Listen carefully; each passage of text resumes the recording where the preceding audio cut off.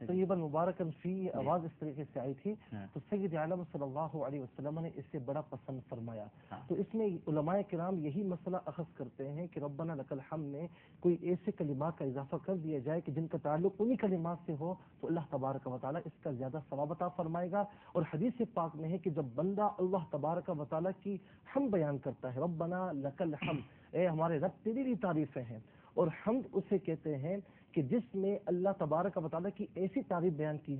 کی جائے کہ جو لالچ سے خالی ہو. ایسا نہ ہو کہ احسانات کے جواب میں ہو. حمد احسانات کے جواب میں نہیں ہوتی، حمد ہے مطلقاً ہے مولا تو نے جس حال میں رکھا ہے تیری حمد و ثنا کرتا ہوں. تو اللہ تبارک و تعالیٰ فرشتوں کے سامنے اس بندے پر فخر کا اظہار فرماتا ہے. محبت کے حوالے سے آپ نے ایک بات عرض کی تو اس میں مجھے ایک واقعہ یاد آیا، اجازت ہو تو.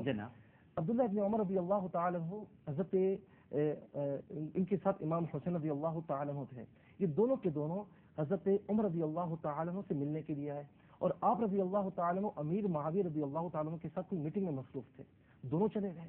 بعد میں امام حسین آئے اور بچے تھے، فرمایا کہ میں اس طرح آیا تھا تو فرمایا کہ آپ کو اندر آ جانا چاہیے تھا، آپ جب بھی آئیں آپ کسی سے اجازت نہ لیں، آپ اندر آ جائیں. تو فرمایا کہ میرے ساتھ آپ کا بیٹا تھا تو وہ بھی واپس چلا گیا. فرمایا اس کو چھوڑو، آپ کی ذات وہ ہے کہ آپ کے صدقے اللہ تبارک و تعالیٰ نے ہمارے سروں پر بال اگائے ہیں، بال اگائے ہیں. اور ایک مرتبہ عبداللہ ابن عمر آئے اور عرض کی کہ بابا جان مجھے حسین رضی اللہ تعالیٰ عنہ نے کہا کہ تم کون ہو؟ تم ہمارے نانا کے غلام کے بیٹے ہو.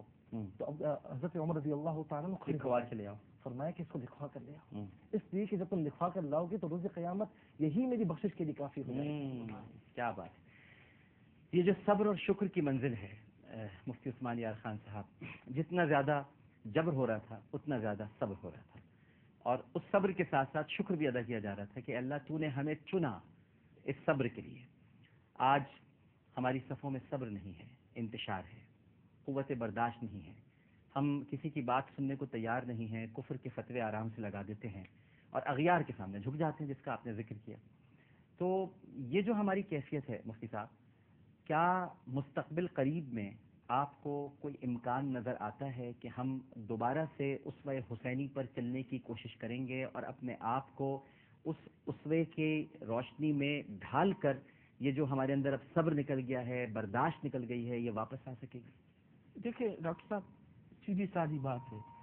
اسلام میں خواہ مخواہ کوئی ایام منانے کا تصور نہیں ہے کہ ایسے ہی جمعہ منا لیا اور ایسے ہی عید الفطر منا لی اور ایسے ہی عید الاضحیٰ منا لی اور اس پہ جشن ہوا اور شور شرابہ ہوا اور ایک امام صاحب نے خطبہ دے دیا اور کہ نہیں. ان سب کے پیچھے ایک عمل ہے اور ایک درس ہے اور ایک سبق ہے. وہ یہ ہے کہ انسان جب روزے رکھ لیتا ہے تو اب وہ یہ نہیں کہتا کہ اب میں بالکل فارغ ہوا اور اب آزاد ہو گیا مادر پدر، نہیں، وہ پھر عیدگاہ کی طرف جا کر اللہ کے سامنے سربہ سجود ہوتا ہے کہ بندہ اور اللہ رب کے درمیان وہ رشتہ ٹوٹا نہیں، اور وہ سبق جو اب رمضان سے سیکھا ہے وہ آگے اس کو پھر یعنی ہم اپنے عمل میں لائیں گے، زندگی میں لائیں گے. اسی طرح عید الفطر میں وہ یہی عمل ہوتا ہے، حج کا عمل ہے اور اس کی طرح قربانی کا عمل ہے، یہ ساری. تو ہم جو یہ یعنی محرم کے جو ایام ہے اس کا جو ہم احترام کر رہے ہیں اور اس کا جو ہم اس کی عزت کر رہے ہیں اور اس کو ہم جو محرم کہہ رہے ہیں، یہ اس لیے صرف نہیں کہہ رہے کہ صرف ایک یعنی مخصوص قسم کے واقعات اور ہم اپنے جلسے جلوس اور یہ کرتے ہیں، نہیں، یہ ایک پورا درس ہے کہ جو حضرت حسین رضی اللہ تعالیٰ عنہ نے محرم کے 10 محرم کو اور ان کے ساتھیوں نے 8، 9، 10 اس محرم کو، اور حضرت عمر فاروق رضی اللہ تعالیٰ نے 1 محرم کو جو یعنی قربانی دی ہے. یہ ایام جو ہم ہر سال منا رہے ہیں یا ان میں تقاریر ہوتی ہے، مفتی صاحب تشریف فرما ہے، آپ حضرات یہ پڑھو، یہ اس درس کو تازہ کرنا ہے کہ ہم وہ قربانی کو تازہ کر لیں اور ہم سبق حاصل کر لیں کہ ہم اگر اکٹھے نہیں ہوئے تو دشمن ہمیں اسی طرح تہ تیغ کر دے گا. اب سبق حاصل کرنے کا یہ موقع ہے ان ایام کے ذریعے سے کہ قریب آ جائیں اور اپنے دشمن کو پہچان لیں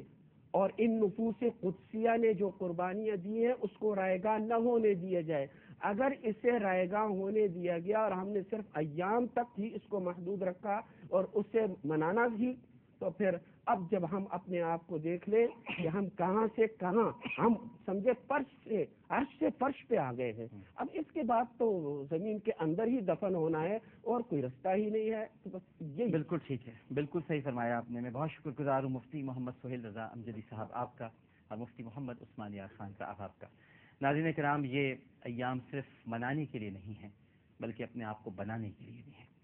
ہم جو ٹوٹ گئے ہیں، بکھر گئے ہیں، یہ ایام ہمیں سبق دیتے ہیں، درس دیتے ہیں کہ تم اپنے بکھرے ہوئے ٹکڑوں کو جمع کر کے پھر سے اپنے آپ کو بناؤ، پھر سے اپنی تعمیر کرو، پھر سے عدالت کا، شجاعت کا، صداقت کا، امانت کا سبق پڑھو، پھر سے اسوہ حسینی کو یاد رکھو. اور جان لو کہ میں ٹرانسمیشن کے آغاز سے یہ بات کہہ رہا ہوں، پھر کہہ دیتا ہوں کہ ہر جنگ جیتنے کے لیے نہیں لڑی جاتی، بلکہ جنگیں اپنے نظریات کے تحفظ کے لیے اور اپنے موقف کے اظہار کے لیے بھی لڑی جاتی ہیں. اور امام علی مقام نے اپنے نظریے کا تحفظ کر کے، جو ان کا نظریہ نہیں تھا بلکہ نانا کا نظریہ تھا، نانا کا دین تھا، نانا کی سنت تھی، نانا کی اقدار تھیں، نانا کے احکامات تھے جن کی دھجیاں اڑائی جا رہی تھیں، جن کو پامال کیا جا رہا تھا. امام علی مقام سیدنا حسین رضی اللہ تعالی عنہ نے اس کو بچا کر، اس کا تحفظ کر کے ہمیں یہ پیغام دیا ہے، یہ میسج دیا ہے کہ نبی کریم صلی اللہ علیہ وآلہ وسلم کی راہ اقدس پر جو انہوں نے ہمارے لیے متعین کی ہے، اس پر چلنے کے لیے اپنا مال و متاع، اپنی ہر چیز قربان کرنا پڑتی ہے، اپنے آپ کو قربان کرنا پڑتا ہے، اپنی انا کو قربان کرنا پڑتا ہے. ہم بڑی بڑی باتیں کرتے ہیں کہ میرے ماں باپ قربان،